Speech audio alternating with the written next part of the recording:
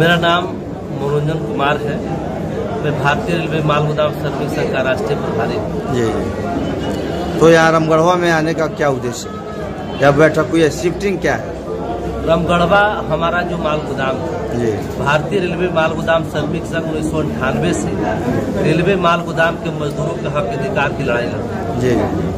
भारत सरकार के समक्ष हम लोगों ने कई बार धरना प्रदर्शन, आंदोलन, संसद भवन का घेराव, भारतीय रेलवे माल गोदाम श्रमिक संघ के नाम से एक रिकॉर्ड भी है। जी जी। कि संसद भवन के घेराव में हम लोगों ने जेल भरो आंदोलन में 1,40,000 लोगों ने हम लोग गिरफ्तारी देने का भी काम किया। जी जी।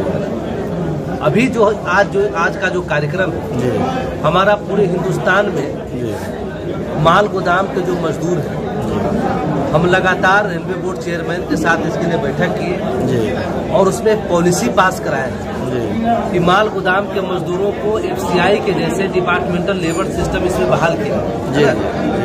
हमारा मजदूर जो आज की स्थिति में है, उसका काम करने का कोई भी टाइमिंग फिक्स नहीं है ना। इस कारण से रात के समय जो रेक लगता है, वो रेक सुबह के 8 से 10 बजे तक खाली होता है। हमारा मालगाड़ी लगभग 10 से 12 घंटा तक माल गोदाम में पड़ा रहता है। ये लेबर मैनेजमेंट सिस्टम को ठीक करने के लिए, इनका पूरा विधि व्यवस्था को ठीक करने के लिए हमने रेलवे बोर्ड के चेयरमैन के साथ बैठक की। उनको प्रस्ताव दिया है कि हम हर माल गोदाम, क्योंकि भारतीय रेल किसी का नहीं है, भारतीय रेल हमारी भी संपत्ति, हमारा भी, इसलिए जो मुनाफा है आज 70% आ रहा है, लेबर मैनेजमेंट सही हो जाएगा तो वो 90% तक पहुंचे। सही बात है। भारत सरकार के सपना है, भारत सरकार ने लाखों करोड़ों रुपया खर्च कर दिया है डेडिकेटेड फ्लाइट कॉरिडोर बनाने कि मालगाड़ी को सही समय पर पहुंचाने की व्यवस्था हो। लेकिन मालगाड़ी तो सही समय पर पहुंच जाएगी, लेकिन जब सही समय पर वो लोड अनलोड ही नहीं हो पाएगा तो पहुंच के कोई लाभ तो है। इसलिए हर माल गोदाम पर हम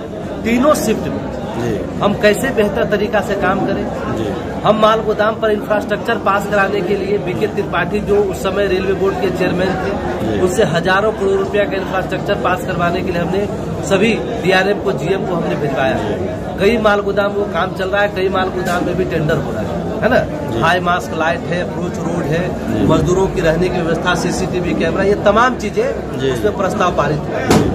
अब रामगढ़वा माल गोदाम हमारा है, मोतिहारी है, बेतिया है, रक्सौल अभी तक के रक्सौल आगे बढ़ रहा है क्योंकि वहाँ पर ट्रांसपोर्टिंग सिस्टम में दिक्कत हो रहा था, ट्रांसपोर्टेशन में कम्युनिकेशन का, तो आगे जा रहा है। इन सभी माल गोदाम में, पूरे देश के माल गोदाम में हम कौन मजदूर जो है किस शिफ्ट में काम करेगा, हर माल गोदाम में हर 42 बक्सा का जो हमारा रेक पॉइंट है, 42 बक्सा का जो मालगाड़ी आती है, हर 42 बक्सा में हम 12-12 लेबर और हमारा एक सरदार, एक मुंशी को व्यवस्थित कर रहे हैं, तब ताकि हमारा सुचारू रूप से लोडिंग अनलोडिंग का काम हो सके और हम जल्द से जल्द उसको खाली कर सके, हमारे व्यापारी को किसी प्रकार का डैमेज नहीं लग सके। माल गोदाम में जो मजदूर काम कर रहे हैं, उनका भविष्य कैसा है?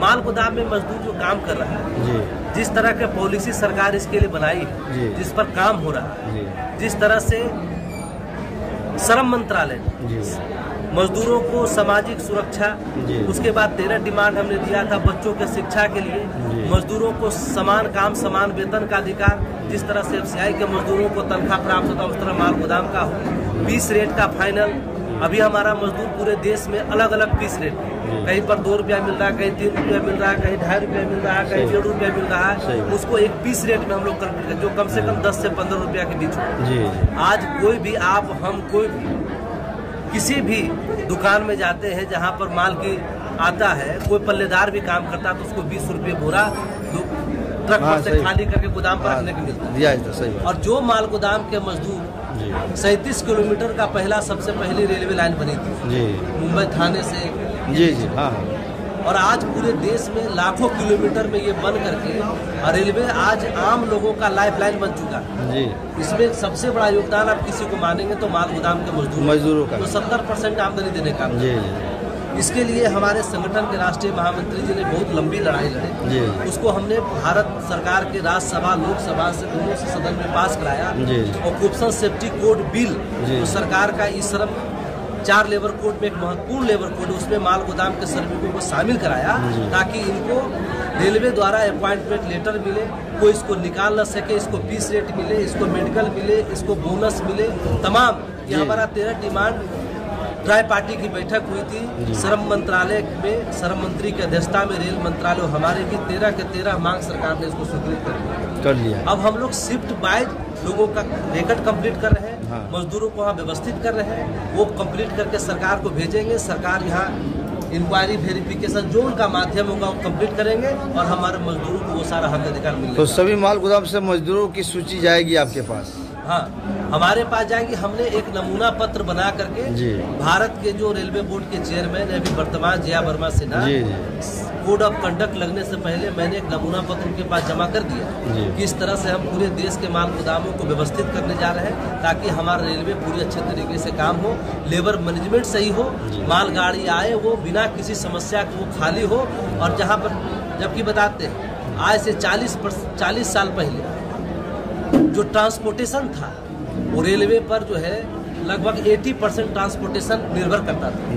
आज की स्थिति में मात्र 22% ट्रांसपोर्टेशन रेलवे पर। रेल सरकार चाह रही है कि ज्यादा से ज्यादा मतलब हम ट्रांसपोर्टेशन रेल के माध्यम से करें। व्यापारी भी चाहता है उसका बहुत कम लागत में उसकी माल आती है, बहुत संख्या में आता है, लेकिन हर माल गोदाम पर कहीं न कहीं जो ये लेबर मैनेजमेंट सिस्टम सही नहीं है, वहाँ पर हर जगह एक दबंगों का कहीं कब्जा है। आए दिन आप देखते होंगे कि गोली बारूद चलते रहता है काम लेने के लिए। इसके लिए हम लोग लड़ाई लड़ करके और भारत सरकार को इसके लिए पॉलिसी बनाया कि सारा अंडरटेकिंग रेलवे के साथ होगा और जो रेलवे 70% की आमदनी भी हो रहा है, इस व्यवस्था के साथ करने से रेलवे को 20 से 30% का और ग्रोथ होगा। और इस व्यवस्था के साथ जब काम होगी तो 6 महीना के भीतर जो अभी 22% है, मैं पूरा भरोसा के साथ आपको कहता हूँ 15 से 20% का ग्रोथ हम देने का काम करेंगे। इसके लिए हम मुहिम चलाए हैं पूरे देश में, हम माल गोदाम पर व्यवस्थित कर रहे हैं, मजदूरों को उसको योजनाबद्ध तरीके से काम कर रहे हैं।